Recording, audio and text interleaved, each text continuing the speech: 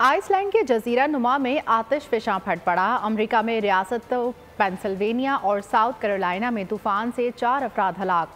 शुमाली Australia में तबाहकुन तूफानी बारिशों ने तबाही मचा दी। सैलाबी पानी में मगरमच्छ बहकर आबादी की तरफ आने। दुनिया भर में कुदरती आफात। आइसलैंड के जजीरा नुमा रिकायानीस में आतिश फिशां खौफनाक धमाके से फट पड़ा। लावे और धुएं के बादलों ने आसमान को छुपा दिया। उबलते लावे से रात की तारीकी में दिन का समाह देखा गया। इलाके से आबादी का फौरी इनखला शुरू हो गया है।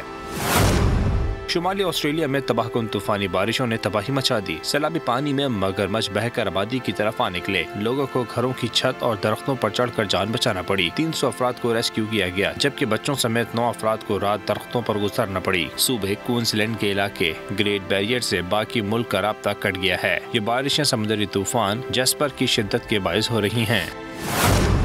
अमरीकी शुमाल मशरक़ी रियासत कैरोलिना में शदीद तूफान के बायस 4 अफराद हलाक हो गए। तूफान के बायस बिजली और मवासलाती निज़ाम बैठ गए। सड़कें तबाह और घरों की छतें उड़ गईं। पेंसिल्वेनिया में भी शदीद तबाही मची। 4 इंच तक बारिश रिकॉर्ड की गई।